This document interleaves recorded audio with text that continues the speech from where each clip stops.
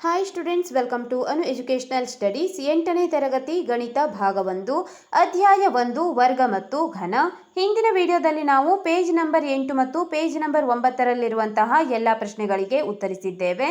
Page number 10 ಗಮನಿಸಿ. ಪ್ರಶ್ನೆ: 324 ಒಂದು ಪೂರ್ಣ ವರ್ಗವೇ ಎಂದು ಕೇಳುತ್ತಿದ್ದಾರೆ. ಈಗ ನಾವು 324 ಇದು ಪೂರ್ಣ ವರ್ಗವೇ ಎಂದು ಕಂಡುಹಿಡಿಯೋಣ. ಈಗ ನಾವು 324 ಅವಿಭಾಜ್ಯ ಅಪವರ್ತನ ವಿಧಾನದಿಂದ ಪೂರ್ಣ ವರ್ಗ ಹೌದು ಅಥವಾ ಇಲ್ಲ ಎಂದು ಕಂಡುಹಿಡಿಯಬೇಕು. ಬರೆದುಕೊಳ್ಳಿ. 324 ಇದು ಸಮಸಂಖ್ಯೆಯಾದ್ದರಿಂದ ನಾವು 2ರಿಂದ ಭಾಗಿಸಬಹುದಾಗಿದೆ. 2 ಅಂದರೆ 2, 3ರಲ್ಲಿ 2 ಕಳೆದಾಗ 1 ಉಳಿದಿದೆ, 12 ಉಳಿಯಿತು. 2 6 12, ಇಲ್ಲಿ 4 ಇದೆ, 2 2 4, 162 ಬಂದಿದೆ. ಈಗ ನಾವು ಪುನಃ 2ರಿಂದ ಭಾಗಿಸೋಣ. 2 8 16, 2 1 2, 81 ಇದು ಬೆಸ ಸಂಖ್ಯೆ, ಆದ್ದರಿಂದ 3ರಿಂದ ಭಾಗಿಸುತ್ತಿದ್ದೇವೆ. 3 2 6, 8ರಲ್ಲಿ 6 ಕಳೆದಾಗ 2 ಉಳಿದಿದೆ, 21, 3 7 21. ಪುನಃ 3ರಿಂದ ಭಾಗಿಸಬಹುದು. 3 9 27, 3 3 9, 3 1 3. ಈಗ ನಾವು ಇಲ್ಲಿ ಬಂದಿರುವಂತಹ ಎಲ್ಲ ಸಂಖ್ಯೆಗಳನ್ನು ಗುಣಿಸಿ ಬರೆಯಬೇಕು. 2 ಗುಣಿಸು 2, 3 ಗುಣಿಸು 3, ಗುಣಿಸು 3 ಗುಣಿಸು 3. ಈಗ ನಾವು 2 2ರಂತೆ ಸಂಖ್ಯೆಗಳನ್ನು ಗುಂಪು ಮಾಡಬೇಕು. 2 ಮತ್ತು 2ರ ಒಂದು ಗುಂಪು, 3 ಮತ್ತು 3ರ ಒಂದು ಗುಂಪು, ಪುನಃ 3 ಮತ್ತು 3ರ ಒಂದು ಗುಂಪನ್ನು ಮಾಡಿದ್ದೇವೆ. ಈಗ ನಾವು ಎಲ್ಲ ಗುಂಪುಗಳಿಂದ ಒಂದೊಂದು ಸಂಖ್ಯೆಯನ್ನು ಹೊರತೆಗೆಯಬೇಕು. 2ರ ಗುಂಪಿನಿಂದ 1 2, 3ರ ಗುಂಪಿನಿಂದ 1 3 ಮತ್ತು ಇನ್ನೊಂದು 3ರ ಗುಂಪಿನಿಂದ 1 3 ತೆಗೆದಿದ್ದೇವೆ. ಗುಣಿಸೋಣ. 2 3 6, 6 3 18 ಬಂದಿದೆ. 324ರ ವರ್ಗಮೂಲ 18. ಆದ್ದರಿಂದ ಈಗ ನಾವು ಇದು ಪೂರ್ಣ ವರ್ಗವೆಂದು ಹೇಳಬಹುದಾಗಿದೆ. ಬರೆಯಿರಿ. ಹೌದು, ಇದೊಂದು ಪೂರ್ಣ ವರ್ಗ. √324 18. ಇಲ್ಲಿ ನಾವು 324ರ ವರ್ಗಮೂಲವನ್ನು ಕಂಡುಹಿಡಿದು ಇದೊಂದು ಪೂರ್ಣ ವರ್ಗವೆಂದು ತೋರಿಸಿದ್ದೇವೆ.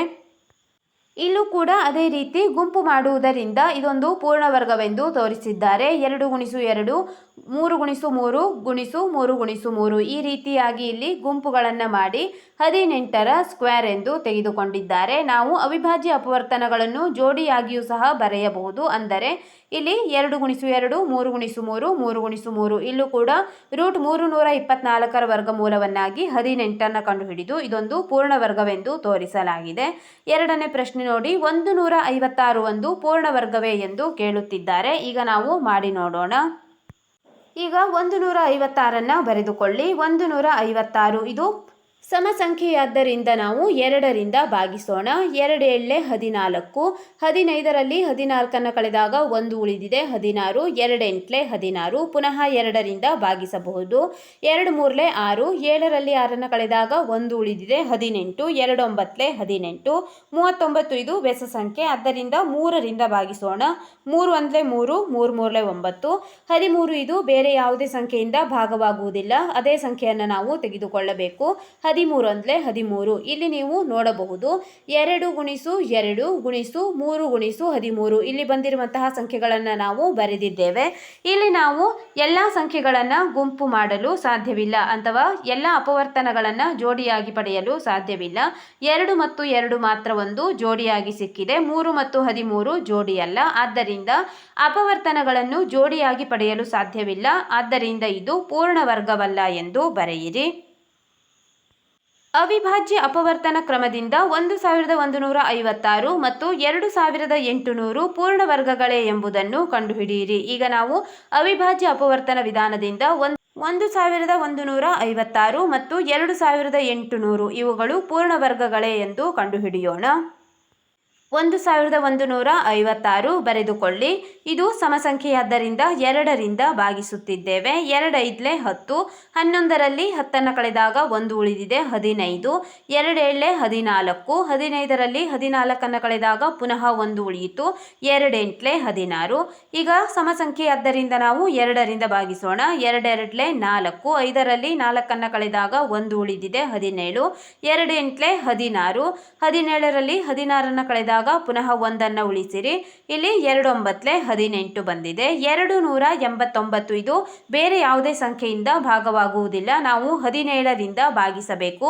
17 17 ಅಂದರೆ 17 1 17 ಮತ್ತು ಇಲ್ಲಿ 17 7 ಮಾಡಿದಾಗ ನಾವು 289 ಭಾಗಿಸಿದಂತಾಗುತ್ತದೆ. 17 × 17 ಎಂದರೆ 289. ಪುನಃ ಇಲ್ಲಿ 17 ಬೇರೆ ಯಾವುದೇ ಸಂಖ್ಯೆಯಿಂದ ಭಾಗವಾಗುವುದಿಲ್ಲ. ಅದೇ ಸಂಖ್ಯೆಯಿಂದ ಭಾಗಿಸೋಣ. 17 1 17 ಇಲ್ಲಿ ನೀವು ನೋಡಬಹುದು 2 × 2 ಗುಣಿಸು 17 × 17 2 ಮತ್ತು 17ರ ಒಂದೊಂದು ಗುಂಪನ್ನು ಇಲ್ಲಿ ನಾವು ಮಾಡಬಹುದಾಗಿದೆ. 2 × 2 ಒಂದು ಗುಂಪು, 17 × 17 ಇನ್ನೊಂದು ಗುಂಪು. ಆ ಎರಡು ಗುಂಪಿನಿಂದ ನಾವು ಈಗ ಒಂದೊಂದು ಪದಗಳನ್ನು ತೆಗೆದುಕೊಳ್ಳಬೇಕು.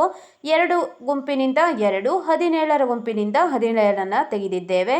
2 × 17 17 34 ಬಂದಿದೆ. ಆದ್ದರಿಂದ ಇಲ್ಲಿ 1156 ಇದರ ವರ್ಗಮೂಲ 34 ಬರೆಯಿರಿ. Square root of 1156 = 34. ಆದ್ದರಿಂದ ಇದೊಂದು ಪೂರ್ಣ ವರ್ಗವೆಂದು ನಾವು ಊಹಿಸಬಹುದು. ಮುಂದಿನ ಸಂಖ್ಯೆ 2800 ಇದು ಪೂರ್ಣ ವರ್ಗವೇ ಎಂದು ನೋಡೋಣ. ಬರೆದುಕೊಳ್ಳಿ. 2800 ಇದು ಸಮಸಂಖ್ಯೆ, ಆದ್ದರಿಂದ 2ರಿಂದ ಭಾಗಿಸೋಣ. 2 1 2 2 4 8 ಮುಂದಿರುವಂತಹ 2 0ಯನ್ನು ಇಟ್ಟಿದ್ದೇವೆ. ಪುನಃ 2ರಿಂದ ಭಾಗಿಸೋಣ. 2 7 14 ಮುಂದೆ 2 0 ಇದೆ, ಹಾಗೆ ಇರಿಸಿರಿ. 700 ಕೂಡ ಸಮಸಂಖ್ಯೆ, ಆದ್ದರಿಂದ ನಾವು ಪುನಃ 2ರಿಂದ ಭಾಗಿಸೋಣ. 2 3 6 7ರಲ್ಲಿ 6ನ್ನು ಕಳೆದಾಗ 1 ಉಳಿದಿದೆ 10. 2 5 10 1 0 ಇದೆ 1 0. ನಂತರ ಇಲ್ಲಿ 350 ಕೂಡ ಸಮಸಂಖ್ಯೆ, ಪುನಃ 2ರಿಂದ ಭಾಗಿಸುತ್ತಿದ್ದೇವೆ. 2 1 2 3ರಲ್ಲಿ 2ನ್ನು ಕಳೆದಾಗ 1 ಉಳಿದಿದೆ 15. 2 7 14 15ರಲ್ಲಿ 14ನ್ನು ಕಳೆದಾಗ ಪುನಃ 1 ಉಳಿಯಿತು 10 ಬಂದಿದೆ. 2 5 10 175 ಇದು ಬೆಸ ಸಂಖ್ಯೆ, ಆದ್ದರಿಂದ ಈ ಸಂಖ್ಯೆ 3ರಿಂದ ಕೂಡ ಭಾಗವಾಗುವುದಿಲ್ಲ. ನಾವು 5ರಿಂದ ಭಾಗಿಸಬೇಕು. 5 3 15 17ರಲ್ಲಿ 15ನ್ನು ಕಳೆದಾಗ ಇಲ್ಲಿ 2 ಉಳಿದಿದೆ 5 5 25. ಪುನಃ ಇಲ್ಲಿ 35ನ್ನು 5ರಿಂದ ಭಾಗಿಸಿ. 5 7 35. 7 ಬೇರೆ ಯಾವುದೇ ಸಂಖ್ಯೆಯಿಂದ ಭಾಗವಾಗುವುದಿಲ್ಲ. ನಾವು 7ರಿಂದಲೇ ಭಾಗಿಸಬೇಕು. 7 1 7. ಈಗ ಸಂಖ್ಯೆಗಳನ್ನು ಬರೆದುಕೊಳ್ಳಿ. 2 × 2 × 2 ಗುಣಿಸು 2 × 5 × 5 × 7. ಇಲ್ಲಿ ನೀವು ನೋಡಬಹುದು 2 2 ಇಲ್ಲಿ 2 ಗುಂಪುಗಳನ್ನು ಮಾಡಬಹುದು. 5ರ ಒಂದು ಗುಂಪನ್ನು ಕೂಡ ಮಾಡಬಹುದು. ಆದರೆ 7ಕ್ಕೆ ಜೋಡಿಯಾಗಿ ಯಾವುದೇ ಅಪವರ್ತನವಿಲ್ಲ. ಆದ್ದರಿಂದ ಅಪವರ್ತನಗಳನ್ನು ಜೋಡಿಯಾಗಿ ಪಡೆಯಲು ಸಾಧ್ಯವಿಲ್ಲ. ಆದ್ದರಿಂದ ಇದು ಪೂರ್ಣ ವರ್ಗವಲ್ಲ ಎಂದು ಬರೆದುಕೊಳ್ಳಿ. ದೊಡ್ಡ ಸಂಖ್ಯೆಗಳ ವರ್ಗಮೂಲಗಳನ್ನು ಕಂಡುಹಿಡಿಯುವ ಸಂದರ್ಭದಲ್ಲಿ ಆ ಸಂಖ್ಯೆಗಳಿಗೆ ಹತ್ತಿರದಲ್ಲಿರುವ ಪೂರ್ಣ ವರ್ಗ ಸಂಖ್ಯೆಯನ್ನು ಹುಡುಕಿ ನಂತರ ದತ್ತ ಸಂಖ್ಯೆಗೆ ಸರಿಹೊಂದುವಂತೆ ಅಂದಾಜಿಸುವುದರಿಂದ ಅದರ ವರ್ಗಮೂಲವನ್ನು ಪಡೆಯಬಹುದು ಎಂದು ಹೇಳುತ್ತಿದ್ದಾರೆ. ಇಲ್ಲಿ ಉದಾಹರಣೆ ನೋಡಿ. 1936 ಕಂಡುಹಿಡಿಯಲು ಈ ಕೆಳಗಿನಂತೆ ಯೋಚಿಸಬಹುದು. ಇಲ್ಲಿ ಉದಾಹರಣೆಯನ್ನು ಕೊಟ್ಟಿದ್ದಾರೆ, ನೀವು ಓದಿಕೊಳ್ಳಬಹುದು.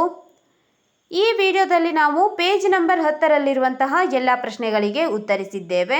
ಮುಂದಿನ ವಿಡಿಯೋದಲ್ಲಿ ಪೇಜ್ ನಂಬರ್ 11 ಮತ್ತು ಪೇಜ್ ನಂಬರ್ 12ರಲ್ಲಿರುವಂತಹ ಎಲ್ಲ ಪ್ರಶ್ನೆಗಳಿಗೆ ಉತ್ತರಿಸೋಣ. ನಮ್ಮ ಅನು ಎಜುಕೇಷನಲ್ ಸ್ಟಡೀಸ್ನಲ್ಲಿ 8ನೇ ತರಗತಿ ಗಣಿತ ಭಾಗ 1ರ ಎಲ್ಲ ಪಾಠಗಳ ಅಭ್ಯಾಸದ ಪ್ರಶ್ನೋತ್ತರಗಳನ್ನು ಬಿಡಿಸಲಾಗುವುದು. ನೀವು ಎಲ್ಲ ಪಾಠಗಳ ಅಭ್ಯಾಸದ ಪ್ರಶ್ನೋತ್ತರಗಳಿಗಾಗಿ ನಮ್ಮ ಚಾನೆಲ್ನ ಪ್ಲೇಲಿಸ್ಟ್ 8ನೇ ತರಗತಿ ಗಣಿತ ಭಾಗ 1 ಅಭ್ಯಾಸ ಪ್ರಶ್ನೋತ್ತರಗಳು ಇದನ್ನು ಗಮನಿಸಬಹುದಾಗಿದೆ.